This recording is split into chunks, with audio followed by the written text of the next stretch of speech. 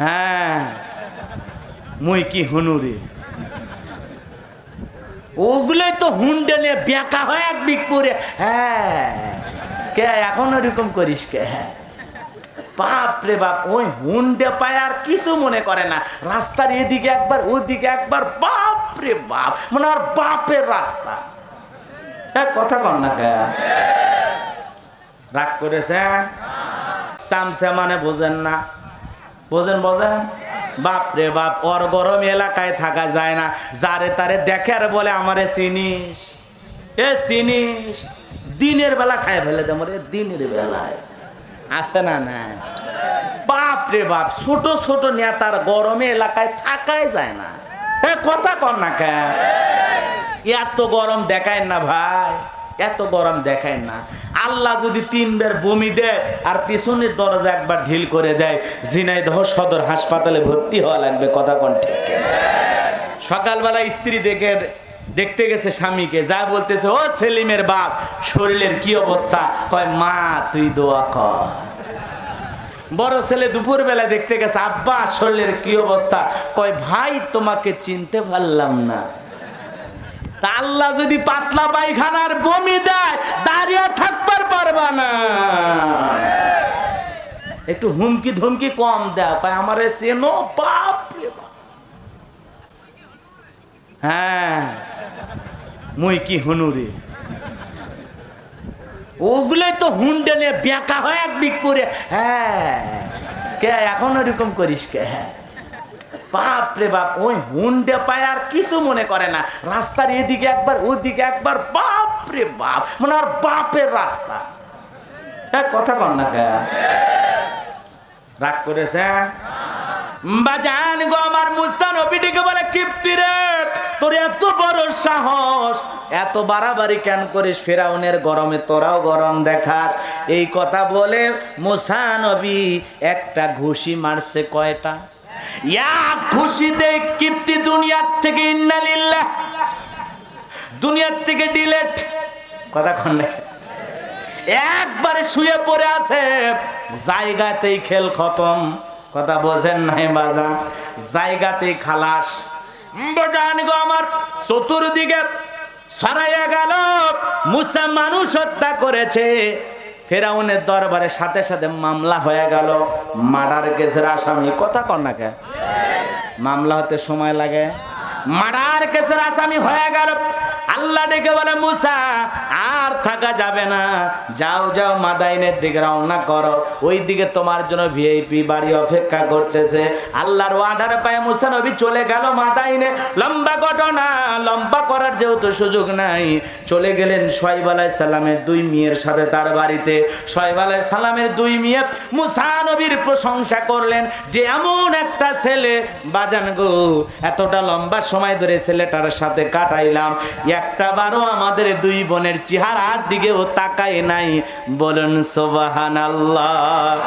কুল্লিল মুমিনিনা ইয়াগুদ্দুনা মিন আবসারিহিম, মুমিন পুরুষ যারা তাদের দৃষ্টি থাকবে নিচের দিকে। কোন মেয়ে সেজে গেল পরীর মতো একবারও তাকাবে না, কারণ মুমিন চোখ হেফাজত করবে কার অর্ডারে।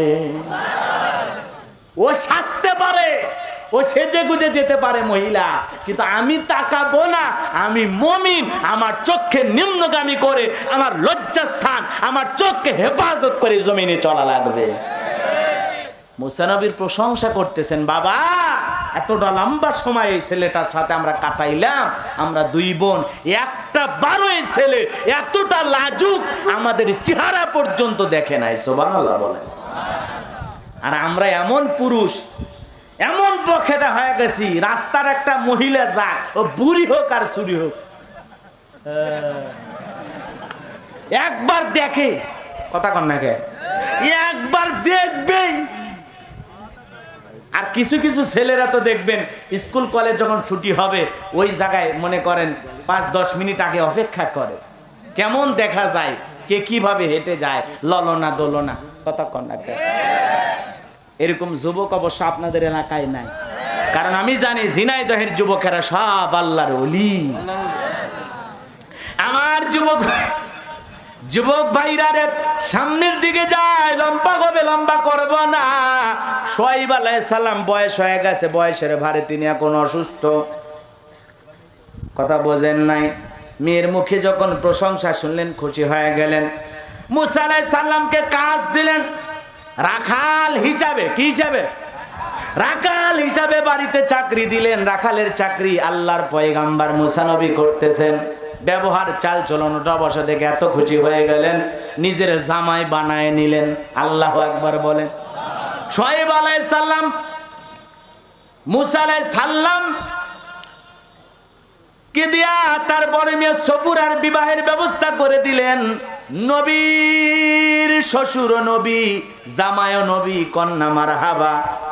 বাজান গো আমার, লম্বা সময় ধরে শ্বশুর বাড়িতে থাকলেন, 8 থেকে 10 বছর। আল্লাহ দেখে বলে মুসা নবী, আর কতদিন শ্বশুর বাড়ি মধুর হারি? আর চলবেন না, গাট্টি গুট্টি গোছায় নাও, স্ত্রীকে সঙ্গে নাও, তাড়াতাড়ি করে মিশরের দিকে রওনা করো, আর মাদাইনে থাকা যাবে না। তাহলে মুসা নবী শ্বশুর বাড়িতে 8-10 বছর ঘর জামাই ছিল। কি জামাই? আজকেও যারা ঝিনাইদহে শ্বশুর বাড়িতে থাকে ওরা মুসা নবীর সুন্নত পালন করে। কথা বলেন ঠিক কিনা? ঘর জামাই থাকা কোন নবীর সুন্নত? মুসা নবীর সুন্নত। এজন্য ঘর জামাইয়ের সাথে খারাপ ব্যবহার করবেন না, মনে থাকবেন। ঘর জামাই যদি রাগ করে মেয়ে রেখে চলে যায় তো কাঁদা ছাড়াও হয়ে নেয়। কথা ঠিক কিনা? এ বাজান গো আমার, মুসা নবী আল্লাহর ওয়াদার পাইয়া স্ত্রীকে সাথে নিয়া গাট্টি গুট্টি গোছায়া শ্বশুরের দেওয়া লাঠি নিয়ে রওনা করেছেন। লম্বা ঘটনা। তুর পর্বতে যাওয়ার সঙ্গে সঙ্গে আল্লাহ রাব্বুল আলামিন তার পয়গাম্বার মুসা আলাইহিস সালামকে নবুয়ত দান করলেন। বলুন আল্লাহু আকবার। আমার আল্লাহ পাক বলেন, ওয়া মা তিলকা বিয়ামিনিকা ইয়া মুসা। আল্লাহ নবুয়ত দান করে বলে, মুসা তোমার ডান হাতে ওইটা কি? মুসা নবী জবাব দিয়ে বলেন, ক্বালা হিয়া সায়া আতাওয়াক্কাউ আলাইহা ওয়া আহুশু বিহা আলা গনামি ওয়া লিয়া ফিহা মাআরিব উখরা। আল্লাহু আকবার। মুসা নবী ডেকে বলে, আল্লাহ আমার হাতে এটা লাঠি, এইটার উপর ভর দিয়ে চলি, ছাগলের জন্য পাতা বাড়ি ইত্যাদি অনেক কাজ করি। আল্লাহ দেখে বলে, মুসা প্রশ্ন করলাম একটা, জবাব দেওয়া যাবে একটা। মুসা নবী এত কথা কেন বলতেছেন? কারণ মুসা নবী কথা বলেন কার সাথে? আল্লাহর সাথে কথা বলতে মজা আছে না নাই? জোরে বলেন আছে না নাই? এই জন্য মুসা নবী ইচ্ছা করে কথা বেশি বলার জন্য কথা বাড়িয়েছিলেন। বলেন আল্লাহু আকবার। এরপরে আল্লাহ রাব্বুল আলামিন বলেন, মুসা ক্বালা আলকিহা ইয়া মুসা। এতদিন দেখেছো লাঠি দিয়া তুমি ভর দিয়া চলেছ, লাঠি দিয়া ছাগলের জন্য পাতা পেরেছো। এইবার আমি আল্লাহ তোমাকে অর্ডার করি, ওই হাতের লাঠিটা তুমি সামনের দিকে নিক্ষেপ করো। ফাআলকাহা ফাইযা হিয়া হাইয়াতুন তাসআ। আল্লাহর অর্ডার পেয়ে মুসা নবী যখন হাতের লাঠিটা সামনের দিকে নিক্ষেপ করলেন, নিক্ষেপ করা মাত্র বিশাল একটা হয়ে গেল বড় সাপ। মুসা নবী বলে, বাপ রে বাপ, এই যে জাতের সাপ আমার বংশ করে দেবে সাপ। এই কথা বলে জোরে মারছে লাভ।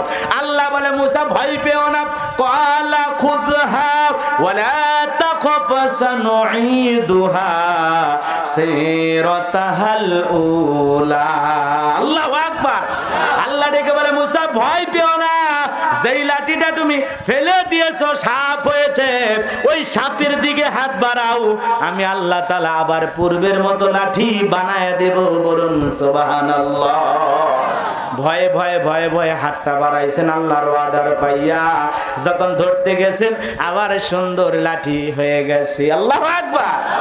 এরপরে আল্লাহ রাব্বুল আলামিন বলেন, ওয়াদহুম ইয়াদাকা ইলা জানাহিকা তাখরুজ বাইদা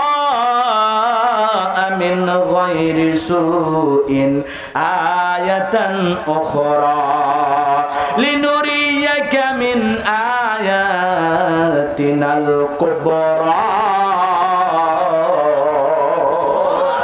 আল্লাহ দেখে বলে, মুসা তোমার ডান হাতটা বগলে নিচে ঢুকাও, ওখান থেকে বের করো, কোন দুধ ছাড়া আমি আল্লাহ পাক ধপ ধপ উজ্জ্বল সাদা চমৎকার দেখাইলাম। বলুন আল্লাহু আকবার। সাদা উজ্জ্বলে দেখাইলো, হাতটা চমকাইতেছে। আল্লাহু আকবার বলেন।